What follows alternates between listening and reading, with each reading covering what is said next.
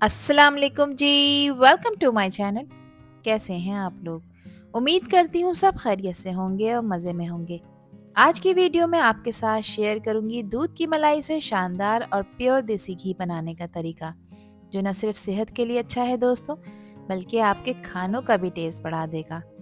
घर का बना हुआ देसी घी बिना केमिकल, बिना मिलावट के, सिर्फ असली टेस्ट के साथ तैयार होगा।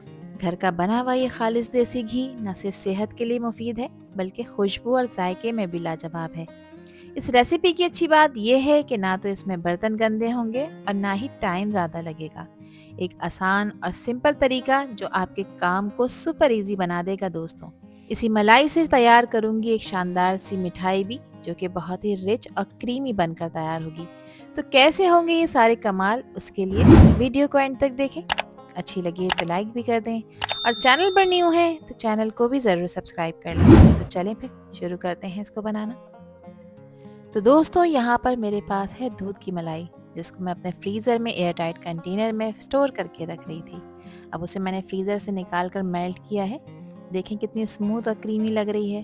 तो इस तरह मलाई को जमा कर रखने का फ़ायदा ये होता है कि ना ये सिर्फ फ्रेश रहती है, बल्कि बाद में आप इसे देसी घी या फिर मिठाई वगैरह भी आसानी से बनाकर तैयार कर सकते हैं। तो आप भी इसी तरह से मलाई को प्रॉपरली स्टोर करके रखें, और जब ज़रूरत हो तो इसको मेल्ट करें और शानदार सा देसी घी बनाकर तैयार करें। तो अब देसी घी बनाने के लिए दोस्तों मैंने एक पुरानी कढ़ाई का यूज़ किया है, और ये सारी की सारी मलाई मैं इसमें डाल दूंगी। अभी मैंने गैस का फ्लेम ऑन नहीं किया। अच्छा, देसी घी का जो बनाने का प्रोसेस होता है दोस्तों, वो लो फ्लेम पर होता है, ताकि उसके रिजल्ट्स अच्छे मिलें और मलाई जले नहीं। तो अब इसको मैंने चूल्हे पर रख दिया है, और गैस का फ्लेम मैंने मीडियम पर ऑन करा है। ज़्यादा हाई फ्लेम नहीं करना, ज़्यादा हाई फ्लेम करेंगे तो उससे मलाई जलना शुरू हो जाएगी, जिससे देसी घी का टेस्ट भी ख़राब हो सकता है। तो टाइम टू टाइम इसमें आप चलाते रहें, इसको हिलाते रहें। थोड़ी सी देर में ही ये मेल्ट हो जाएगी, और मेल्ट होकर ये एक डिज़ायर कंसिस्टेंसी अचीव करेगी। तो ये बहुत ही क्रीमी और रिच हो जाएगी। तो देखिए कैसे मलाई का टेक्सचर बदल रहा है और वो अपने असली फ्लेवर को रिलीज़ कर रही है। थोड़ा सा टाइम ज़रूर लगता है, मगर इससे आपको रिजल्ट्स अच्छे मिलते हैं। थोड़ी देर में आप देखेंगे कि मलाई का कलर और इसकी कंसिस्टेंसी किस तरह से चेंज होती है। तो यहाँ पर देखिए मैं मुस्तकिल इसको चला रही हूँ, और अब मलाई कम्प्लीटली मेल्ट हो चुकी है। तो अब गैस का फ्लेम आपने बिल्कुल लो कर देना है। अब इस पॉइंट पर मैं इसमें ऐड कर रही हूँ 3/4 कप आटा। ये वही आटा है दोस्तों जिससे घर में हम रोटी चपाती पकाते हैं। तो घर में जो नॉर्मल आटा होता है, उसी आटे का आपने इस्तेमाल करना है।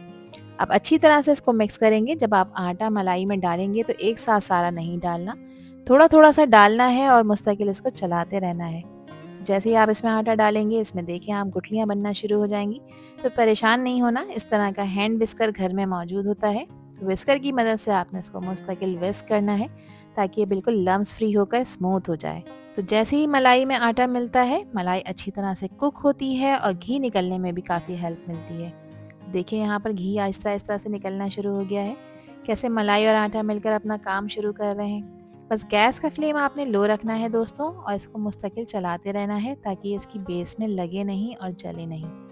तो जितना जितना आप इसको पकाते जाएंगे, जैसे जैसे टाइम गुजरता रहेगा, 2 से 3 मिनट हो गए हैं इसको मुस्तकिल पकते हुए लो फ्लेम पर, और आप देखें इसमें से घी रिलीज़ होना शुरू हो गया है। तो बस थोड़ी सी देर और हमारा देसी घी का मैजिक तैयार हो जाएगा। जैसे जैसे मलाई और आटा अच्छी तरह से पक रहे हैं, आप लोग देख सकते हैं कि देसी घी सरफेस पर आना शुरू हो गया है। बस आपने इसको मुस्तकिल चलाना है। घी निकालने का ये प्रोसेस बिल्कुल लो फ्लेम पर होता है, और घी का कलर गोल्डन होना शुरू हो जाता है। जब मलाई और आटा अच्छी तरह से फ्राई होते हैं, इसमें पकते हैं, तो घी का लिक्विड पोर्शन सरफेस के ऊपर आ जाता है। मुझे तकरीबन 8 मिनट हो गए हैं इसको पकाते हुए, और आप लोग देख सकते हैं कि अच्छा खासा घी इसकी सरफेस पर फ्लोट होना शुरू हो गया है। तो इसको थोड़ा सा और पकाएंगे। इसको पकाने के बाद फिर अब आपने इसको केयरफुली स्ट्रेन करना है। तो देखें कितना ज़बरदस्त और कितने आसान तरीके से घर में शानदार किस्म का देसी घी बनकर तैयार हो गया है। तो मलाई यहाँ पर कम्प्लीटली कुक हो चुकी है दोस्तों, और बहुत ही अच्छे तरीके से घी बनकर तैयार हो चुका है। और देखिए आप कितनी ज़्यादा क्वांटिटी में घी बनकर तैयार हुआ है।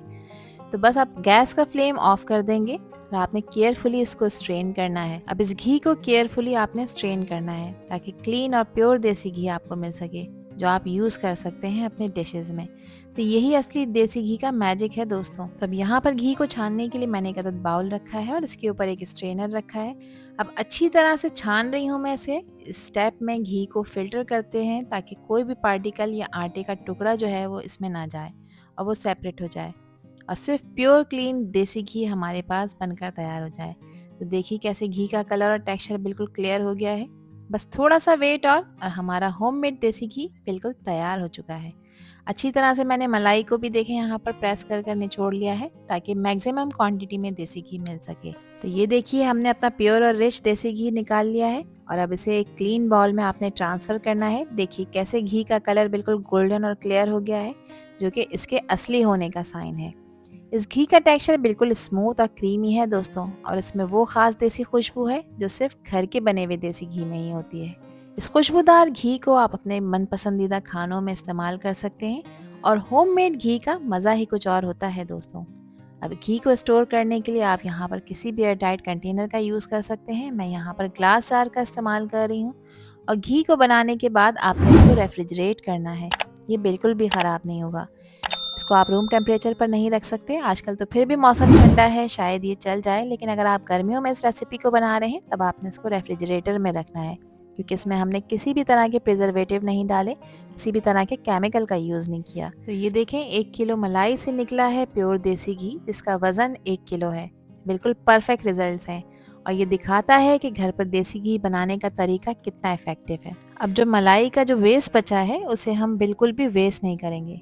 इस मलाई के लेफ्ट ओवर को बेकार नहीं जाना चाहिए दोस्तों। आप लोग देख सकते हैं कि इसमें भी अच्छी क्वांटिटी में घी शामिल है।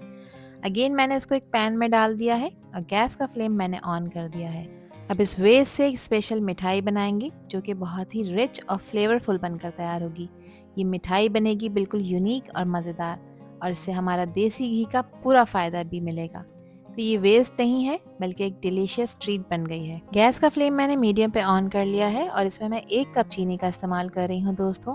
चीनी की क्वांटिटी आप लोग अपने टेस्ट के अकॉर्डिंग रखिएगा, कम या ज़्यादा जितनी आपको पसंद हो। अब अच्छी तरह से इसको पकाएंगे। चीनी ऐड करने के बाद इसको अच्छी तरह से मिक्स करेंगे ताकि वो पूरी तरह से इसमें डिज़ोल्व हो जाए।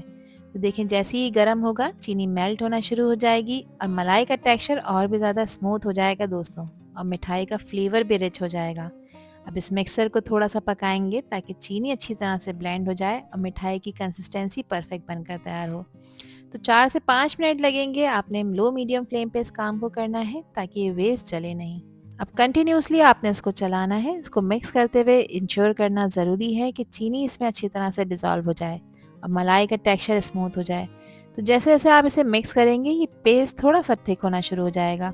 अब यहाँ पर इसकी कंसिस्टेंसी को बैलेंस करने के लिए मैंने ऐड किया है दूध। दूध मैंने इसमें 3/4 कप ऐड किया है। अब आप लोग पूछेंगे 3/4 कप कितना होता है? देखिए 1 कप के 4 हिस्से होते हैं, उसमें से 3 हिस्से आपने दूध को ऐड करना है, 1 हिस्से को छोड़ देना है। अब इसको अच्छी तरह से आपने मिक्स करना है। दूध ऐड करने से मलाई थोड़ी सी लिक्विड हो जाएगी जो कुकिंग प्रोसेस को और भी बेहतर बना देगी। तो अब देखिए यहाँ पर आप लोग देख सकते हैं कि इसमें से घी रिलीज होना शुरू हो गया है और दूध और मलाई का मिक्सर एक साथ ब्लेंड हो रहे हैं, और अब हमारी मिठाई का फ्लेवर और भी ज़्यादा रिच और क्रीमी हो जाएगा। अब यहाँ पर मैं इसमें कुछ ड्राई फ्रूट्स ऐड कर रही हूँ। आप अपनी पसंद के कोई भी ड्राई फ्रूट ऐड कर सकते हैं। मैंने यहाँ पर पिस्ते और बादाम का इस्तेमाल किया है। ये ड्राई फ्रूट्स इस मिठाई को एक एक्स्ट्रा क्रंच और फ्लेवर देंगे। ये ड्राई फ्रूट्स मिठाई में न सिर्फ टेस्ट इन्हेंस करेंगे बल्कि उसके टेक्सचर को भी बहुत ज़्यादा इंटरेस्टिंग बनाएंगे। तो आप लोग चाहें तो इसको एज इट इज़ इंजॉय कर सकते हैं जैसे हलवे वगैरह को खाया जाता है। यहाँ पर मैं करीब से कैमरे में आपको इसकी लुक चेक करा देती हूँ। देखिए कितनी शानदार सी मिठाई बनकर तैयार हुई है। अब आपने इसको कम्प्लीटली ठंडा करना है और इसकी मिठाई बनाने के लिए आप इसको कोई भी शेप दे सकते हैं दोस्तों। तो मैं यहाँ पर हाथों को प्रेस करके इसका एक छोटा सा गोल सा क्यूट सा लड्डू बनाकर तैयार करूँगी, जो दिखने में तो खूबसूरत लगेगा ही, साथ में खाने में भी लाजवाब होगा। और ड्राई फ्रूट का क्रंच इसके साथ एक परफेक्ट ट्रीट बन जाएगा। तो इसी तरह से सारे मिक्स के मैंने लड्डू बनाकर तैयार कर लिए थे, जो कि बिल्कुल परफेक्ट शेप में आए हैं और ड्राई फ्रूट्स के साथ रिच और डिलीशियस बनकर तैयार हुए हैं। इन लड्डुओं का टेक्सचर सॉफ्ट है बल्कि टेस्ट में भी एक यूनिक स्वीटनेस और क्रंच देंगे आपको। तो आप भी घर पर इन लड्डुओं को बना सकते हैं। ये न सिर्फ मीठा खाने का मज़ा बढ़ाते हैं बल्कि किसी भी स्पेशल ओकेजन को और भी ज़्यादा स्पेशल बना देते हैं। तो देर किस बात की दोस्तों, मेथड ट्राई करें और मुझसे शेयर करें अपना फीडबैक कि आप लोगों ने कैसा घी बनाया और कैसी मिठाई बनाकर तैयार की। और इसमें अगर आप लोगों ने कोई न्यू ट्विस्ट दिया हो तो वो भी मुझे कमेंट सेक्शन में ज़रूर बताइएगा। आई होप कि ये रेसिपी और वीडियो आप लोगों को पसंद आई होगी। पसंद आई हो तो कमेंट सेक्शन में अपना प्यारा सा फीडबैक मुझे लाजमी शेयर करिएगा। आपके प्यारे और खूबसूरत से कमेंट का मुझे इंतज़ार रहेगा। आपसे फिर मिलूँगी इंशाल्लाह एक न्यू वीडियो में, एक न्यू रेसिपी के साथ। जब तक हादिया को दीजिए इजाज़त। अल्लाह हाफ़िज़, अल्लाह निगहबान।